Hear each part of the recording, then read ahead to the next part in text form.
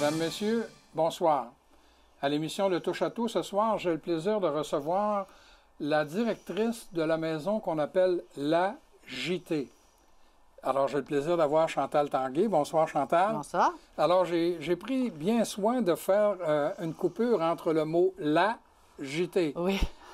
J'ai pas reçu une personne qui est agitée, là. Non, non, non. Alors, la JT, c'est quoi ça, au juste?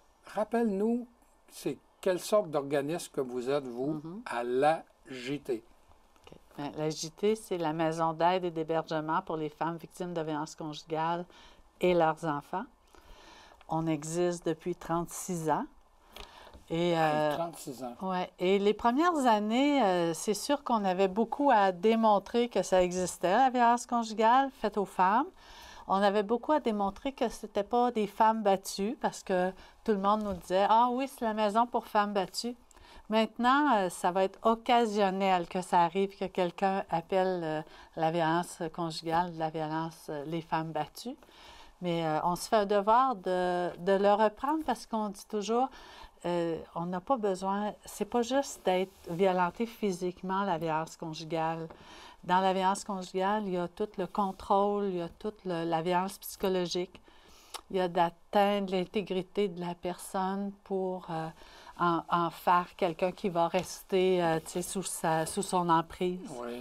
Ça comprend aussi la violence économique, la violence sexuelle.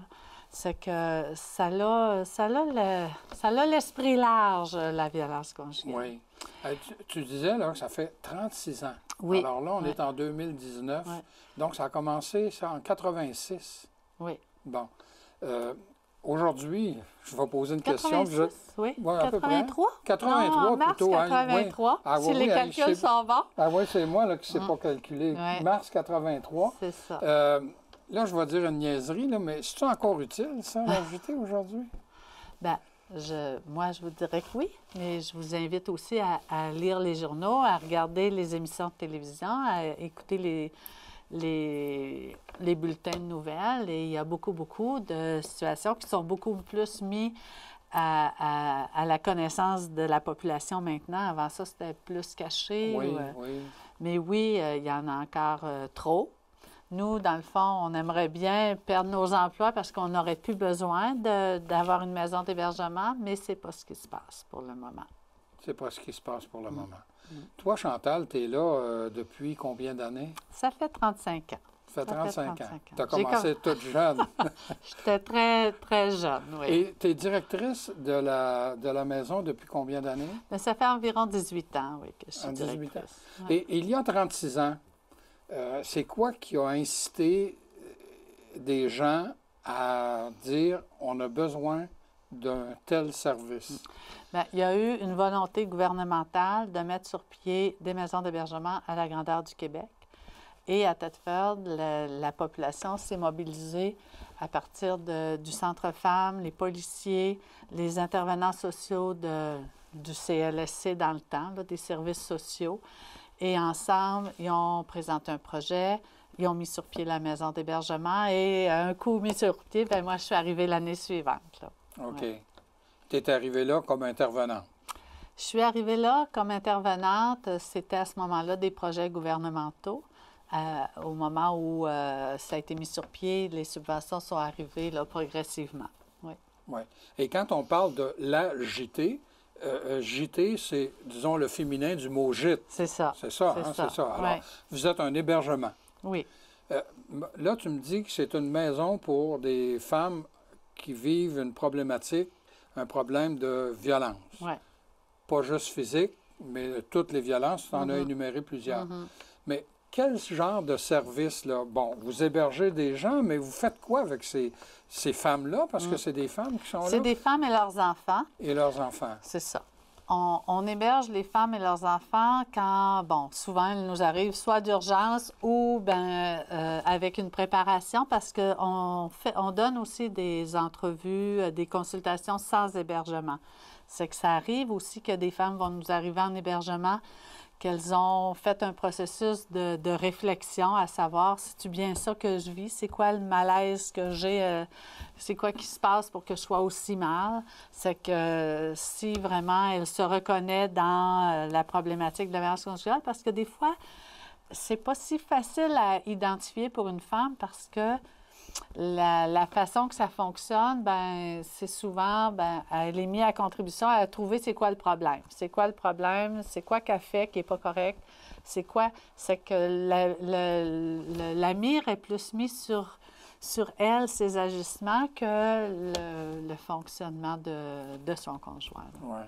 C'est qu'en hébergement, l'aide qu'on offre, parce qu'on a une belle grande maison qui a 13 places, on peut recevoir 13 femmes et enfants. Ça fait que pendant l'hébergement, ben, on va aider ces femmes-là à voir clair dans leur situation, à savoir c'est quoi qu'elles veulent faire, parce que c'est jamais nous qui décidons c'est quoi qu'elle va faire. Tu sais, elle peut venir en hébergement, puis réfléchir, puis décider de retourner avec son conjoint. Ça, c'est pas notre but de faire séparer les femmes. C'est vraiment notre objectif dans l'aide apportée aux femmes, c'est qu'elles comprennent c'est quoi la dynamique, comment ça fonctionne, ça, la violence conjugale. Puis c'est souvent par le cycle de la violence qu'on va réussir à comprendre c'est quoi la dynamique. Et on le fait avec les femmes, mais on le fait aussi avec les enfants. Permettre aux enfants de ne pas se sentir responsables de la violence. Ah oui. Permettre aux enfants de vivre leur vie d'enfant aussi, parce que des fois, dans cette dynamique-là, les enfants changent de rôle, hein, deviennent soit protecteurs de leur mère, deviennent alliés des fois avec le père. Il y a toutes sortes de façons de réagir, et que ce soit les femmes, les enfants, souvent ils sont dans des positions un peu différentes, là. C'est qu'on a aussi une intervenante de jeunesse qui s'occupe d'intervenir auprès des enfants pour qu'ils comprennent c'est quoi, comment ça fonctionne, mais jamais que notre intervention est pour parler contre le père, c'est vraiment au niveau des comportements, puis des conséquences, puis des malaises que fait vivre cette problématique-là aux personnes concernées. Alors, si je comprends bien, vous n'êtes pas là pour dire à la femme qui arrive chez vous, tu devrais faire telle chose. Non. Voici, vous établissez un portrait, vous la mettez devant le miroir, vous dites, regarde, c'est comme ça que tu es, c'est comme ça que tu agis. Et surtout, c'est dans cette dynamique-là que tu es. C'est quand c'est pas quelque chose qu'elle reconnaît, que c'est pas de même, c'est pas ça qu'elle vit, bien, elle va dire, ah non, c'est vraiment pas ça. Mais habituellement, les femmes, quand elles arrivent, quand elles sont rendues à être chez nous, c'est parce qu'elles ont essayé plein d'autres choses. Elles ont essayé la thérapie de couple, elles ont essayé le docteur, elles ont essayé de changer de façon de faire parce que dans le cycle de la violence, il y a une des étapes qui est les justifications. Et les justifications, bien, c'est une façon de responsabiliser la femme des comportements de l'autre. Ah oui, c'est ça, c'est de ma faute s'il est violent. C'est ça, parce que c'est de la façon qu'elle a agi, de la façon qu'elle a parlé, qu'est-ce qu'elle a fait. Elle l'a provoqué. S'il est jaloux, c'est parce qu'elle fait des choses pour qu'il soit jaloux. Ça finit que ça mobilise beaucoup la femme à dire, ben je vais faire ce qu'il faut, puis il va comprendre que je ne vais pas ailleurs, que je l'aime, que je veux qu'il ait confiance en moi. C'est qu'elle se mobilise beaucoup pour essayer de changer les choses, puis ça ne marche pas. C'est que quand elle arrive chez nous, puis qu'on lui présente notre analyse, puis la façon qu'on voit que ça se passe, parce que nous, ce qu'on connaît de la violence conjugale, bien, on l'a appris par les femmes. C'est que dans l'intervention féministe qu'on a, c'est que c'est à partir des femmes qui vivaient de la violence conjugale depuis 50 ans, 35 ans, 36 ans pour nous, que l'intervention, elle a été construite. Puis, si je comprends bien, il y a un pattern. Oui, c'est ça. Pour utiliser un mot italien. Ça finit par se ressembler tout un peu. À quelques mais nuances. Bien, il y a souvent beaucoup de nuances parce qu'il y en a qui sont beaucoup moins pires que d'autres ou d'autres que c'est beaucoup pire. Puis ce qui est dommage dans tout ça, c'est que les femmes, bien souvent, c'est elles qui deviennent dépressives. Souvent, elles ont des idées suicidaires parce que elle n'arrive jamais à ce que ce soit correct, ce qu'elle finit par se remettre en question.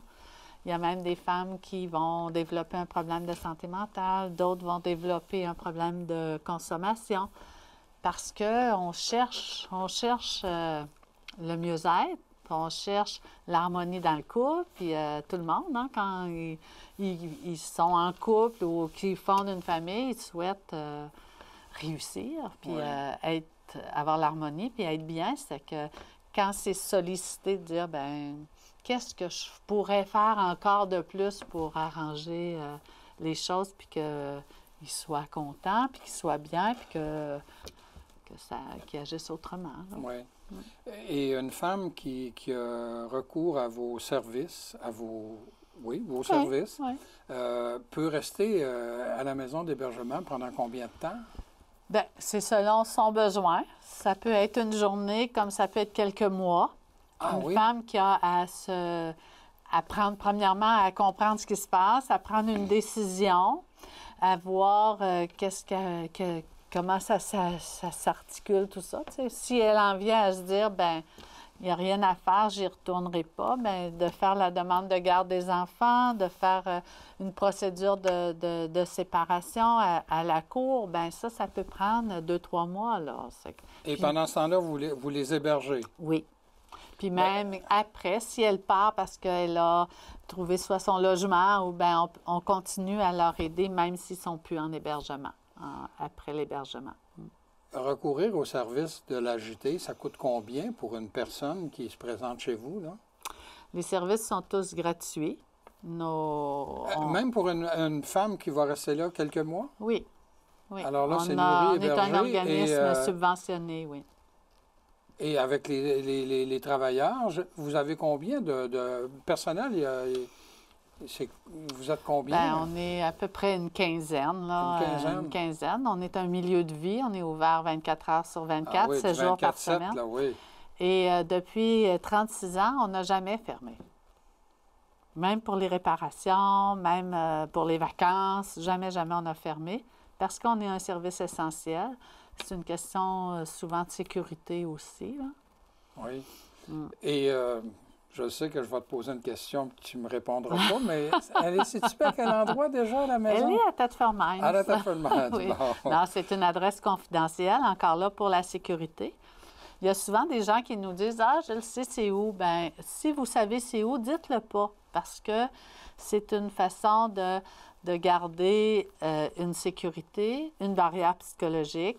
Tout le monde sait que si un conjoint vient rôder dans la cour ou vient sonner à la porte, s'il insiste, on va appeler la police, c'est sûr. Puis les policiers sont très, très à l'affût de protéger la maison d'hébergement parce qu'il y a eu des drames un peu partout, puis on ne veut pas que ça arrive. C'est que autant les policiers que tous les intervenants, que nous, on a vraiment une approche sécuritaire. J'ai eu le plaisir de recevoir il y a quelques semaines Marie-Claude Gagné de l'organisme D'Homme à Homme. Oui. Vous travaillez beaucoup ensemble en collaboration pour essayer, parce que l'un ne va pas sans l'autre, là, malheureusement, mais c'est un peu ça. Hein? Oui. Bien, ce qu'on fait le plus ensemble, c'est de travailler dans la sensibilisation, dans la concertation, à faire des projets ensemble comme les couloirs de la violence amoureuse. Ça, c'est un programme, c'est une unité qui est installée à la Polyvalente pour les étudiants de secondaire 4 et 5 et la population pour vivre comment ça s'installe une dynamique de violence dans un jeune couple. Et ça, bien, c'est avec notre table de concertation en violence conjugale. Puis Marie-Claude, on travaille très bien à enrayer la violence conjugale. C'est que, oui, elle aide au niveau des conjoints à changer leur comportement pour devenir des comportements sans violence. Nous, on travaille à ce que les femmes soient moins mal puis comprennent c'est quoi la dynamique. Mais notre but ultime aux deux organismes, c'est vraiment d'enrayer la violence conjugale. Oui. Et un jour perdre ton emploi. J'espère, avant ma retraite. Oui, mais ça... Parti comme c'est là, on a plus réussi à se faire connaître, à faire que la violence conjugale, c'est moins tabou, c'est plus connu. Puis ce qui nous encourage beaucoup dans notre travail, c'est qu'avant ça, les femmes nous arrivaient avec ça faisait à peu près peut-être une vingtaine d'années qu'elles étaient en couple ou mariées. Elles avaient 40, 50 ans. Aujourd'hui, on reçoit des femmes beaucoup plus jeunes, plus dans des 5, 15 ans de mariage, avec des femmes moins longtemps de mariage ou union, là. Et ce que ça nous dit, c'est que, tout le travail qu'on a fait provincialement, puis, toute la société est beaucoup plus au fait, puis va moins juger la violence conjugale. Parce que, c'est encore très facile de dire, pourquoi qu'elle part pas de là, puis pourquoi qu'elle y retourne. C'est toujours, même les gens, ils vont responsabiliser beaucoup plus les victimes de pourquoi qu'elle ne fait pas telle affaire, pourquoi qu'elle y retourne. Mais ils ne vont jamais dire tu sauras qu'il a fait des belles promesses pour qu'elle y retourne. Hein, c'est comme très facile de remettre ça sur le dos des femmes puis des victimes, dans le fond. Puis les enfants, l'enfant est très proche de son père, ça doit être parce qu'il est bien correct. On a beaucoup d'à propos, là. On croit que c'est comme ça que ça fonctionne, mais c'est plus complexe que ça. La violence conjugale, c'est vraiment complexe. On se retrouve avec des personnes qui ont commencé avec une histoire d'amour, hein, avant que ça devienne une histoire de violence conjugale. C'est que, veut pas, il y a un attachement, il y a de l'amour, puis c'est pas la personne qui n'aime pas, c'est les comportements. C'est quand le conjoint il arrive à revenir un peu comme les premiers temps ou les moments où ça va bien, mais ça donne beaucoup d'espoir à la femme, puis même aux enfants que, il a compris, puis ça va changer, puis on repart, on remet le compteur à zéro, puis c'est souvent, nous, en tout cas, on le voit beaucoup, des femmes qui vont retourner, puis elles y croient très fermement qu'il a changé, puis parce qu'il a promis, puis il est sincère au moment où il dit là, qu'il veut changer. Mais ça prend plus que de le dire une fois, là, ou de vouloir le faire. C'est qu'il y a toutes des raisons pourquoi quelqu'un agit comme ça aussi. Hein, ce qui veut dire qu'il y a, à l'occasion, des femmes qui prennent des décisions et qui reviennent à la GT. Oui. Puis, avec les années, on a raffiné notre intervention pour dire aux femmes, tu pars, puis avant ça, on le disait, tu pars, puis si on était à ta place, peut-être qu'on irait, nous autres aussi, voir qu'est-ce qu'il te promet, tout ça. Mais aujourd'hui, on le sait vraiment que ça fait partie du cheminement. Puis souvent, c'est pas juste parce qu'elle veut y aller, c'est parce qu'il a tellement promis. Puis bien souvent, un homme qui pleure, là, c'est assez impressionnant, là. ça touche au cœur. C'est que... Puis c'est ça. On ne peut pas dire que c'est pas vrai qu'il n'était pas sincère, là. C'est la problématique, c'est la façon... Changer des comportements qui font que tu as pu l'emprise. C'est tout un cheminement de changer des comportements. Moi, je dis souvent, on a juste à essayer de changer un peu notre alimentation. Puis vite, on revient à nos vieilles habitudes rapidement, aussitôt qu'on a un petit stress. C'est la même chose pour ça. Hein? Moi, je trouve que c'est quelque chose qui peut facilement se Ou comme quelqu'un qui dit qu'il veut arrêter de fumer, et combien qu'il y en a qui ont eu des difficultés. Puis c'est une question de comportement aussi. Là. Je t'ai déjà entendu dire que la violence conjugale n'avait pas de classe sociale. Mm-hmm. On a malheureusement tendance à penser que c'est pour les gens qui sont plus démunis. Mais je t'ai déjà entendu dire, on a des femmes de professionnels. Puis même, je pourrais dire une autre vérité que on pourrait dire même la violence conjugale n'a pas de sexe. Tu sais, maintenant, Oui. là, Ah oui, OK. hein, on est rendu, elle n'a pas de classe sociale, elle n'a pas de sexe. Mais c'est sûr que la violence conjugale soit vécue par, tu sais, un homme ou par une femme, puis soit dirigée par, tu sais, soit faite par un homme ou une femme, c'est inacceptable. Mais, puis là, socialement, on est rendu à dire, ah, là, il y a beaucoup, beaucoup d'hommes qui vivent la violence conjugale et tout ça. Nous, on dit, bien, tu sais, nous, c'est sûr qu'on travaille avec les femmes, puis au niveau de la politique d'intervention, ce qui ressort, la politique du gouvernement, bien, c'est toujours le ratio, hein, dans le 80-20, là. Bien, présentement, c'est ça, 82, 85, que c'est des femmes qui sont victimes de violence conjugale. On peut dire aussi c'est qui est assassiné, tu sais, par des conjoints dans l'ultime violence. C'est souvent, hein, on retrouve les femmes, les enfants, mais on nie pas qu'il y a des hommes qui sont victimes de violence, mais c'est pas nous qui vont travailler avec eux. Puis il faut pas non plus faire une symétrie, là. C'est pas égal, là, Non, tu sais, non.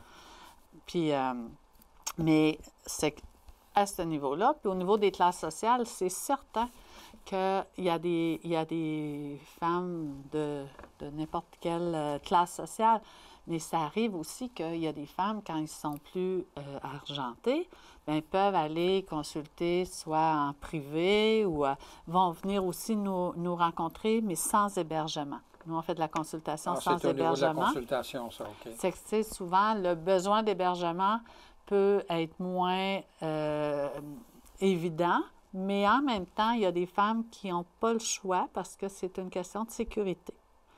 Quand elles ont besoin de sécurité, bien, ça arrive aussi. Tu sais, on a de toutes les femmes qui viennent en maison d'hébergement. La place est pour toutes les femmes. Puis on a vraiment le souci de garder notre maison, tu sais, belle, propre, chaleureuse, pour que les femmes, mais aussi les enfants, se sentent dans une maison, tu sais, accueillante. Puis souvent, les petits-enfants vont nous dire, là, on s'en va dans la grande maison, la maison, ils appellent ça des fois la garderie des mamans, tu sais. Ah, bon, C'est oui. mais c'est vraiment important pour nous. Puis on a eu la chance encore cet été d'avoir une subvention pour rénover notre maison. On a agrandi les chambres parce que vraiment, les chambres, c'est des chambres familiales. Quand ils viennent en hébergement, les femmes, les enfants sont dans la même chambre. Puis c'est souvent une question de sécurité affective. Là. Souvent, les enfants, d'être avec leur mère dans la même chambre, ça leur fait du bien. Ah oui. Mais on avait des chambres qui n'étaient pas très grandes pour avoir un lit double, un lit superposé puis une couchette dans 10 par 10. Là. Oui. C'était requis de faire notre agrandissement. Mais là, vous êtes contents. propriétaire Oui. de l'AJT, là. Oui. Vous n'êtes pas en location. Non, on est propriétaire, puis on a même la chance d'avoir une deuxième maison, qui est une maison de deuxième étape. Puis c'est une maison qui a 5 chambres pour les femmes seules. Les femmes seules peuvent avoir accès à cette maison-là. C'est une question de sécurité, une question de briser l'isolement, puis de se réorganiser. Moi, je sais où aller, la maison d'hébergement. Je ne le dirai pas, là, Ah Chantal, oui, OK. sans crainte. C'est tout Mais ça qu'il faut faire. j'ai déjà été porté du lunch. Hein? On fait un party, puis il reste du lunch, puis on va porter ça à la maison d'hébergement. Et moi, j'avais appelé, on m'avait donné la permission d'y aller. Alors, je suis arrivé par la porte de côté, je suis rentré, puis j'ai donné les... Mais là, j'ai vu des intervenantes, mais je n'ai pas vu personne d'autre. Je n'allais pas là pour voir personne, là. Mais vous recevez combien de clientes? Je ne sais pas si je peux c'est utiliser... des femmes et des combien enfants. De femmes? Oui, combien de femmes et d'enfants d'une année, là? Bien, en hébergement, l'année dernière, là, puis c'est toujours à peu près dans les mêmes zones, là, mais on a eu 74 femmes en hébergement puis 53 enfants. Puis en consultation à l'externe, ça veut dire qu'elles viennent sans hébergement. Bien, on a eu 94 femmes et 17 enfants qu'on a aidés. Quand tu parles des 74 femmes hébergées, là, c'est pas une journée, là. Bien, il y en a que ça peut être une journée. Oui, mais je veux dire, sur 365 jours, est-ce que vos chambres sont occupées pas mal à l'année? Sont occupées pas mal. On a un 80 à peu près de taux d'occupation. Oui. Et quand on parlait tantôt d'une quinzaine d'employés, est-ce que ce sont en majorité des éducatrices spécialisées? Oui, oui, qui sont des intervenantes. Nous, les intervenantes, ils sont là vraiment pour accompagner les femmes dans leur cheminement. Ça veut dire que c'est des accompagner dans connaître la dynamique, la problématique dans laquelle elles sont. C'est aussi les accompagner dans les démarches qu'elles font. Malheureusement, Chantal, le temps de l'émission est écoulé. Ah, oui. J'aimerais ça. Ben, les gens peuvent appeler. S'il y a des femmes qui nous écoutent là, puis qui auraient besoin de ne serait-ce que de conseils, c'est quoi le numéro de téléphone? C'est 335-5551. On a un site web aussi qu'on peut consulter qui a beaucoup d'informations. LAGITE.ca. Et aussi, on aide les proches. Si des proches, des familles, des employeurs, des amis ont une femme qu'ils connaissent qui vit de la violence conjugale, bien, on peut leur aider à l'aider. Bien, merci beaucoup, Chantal. Bien, ça me fait plaisir. Alors, j'avais le plaisir de recevoir la directrice de la maison La JT, Chantal Tanguay. Je vous invite à nous revenir la semaine prochaine.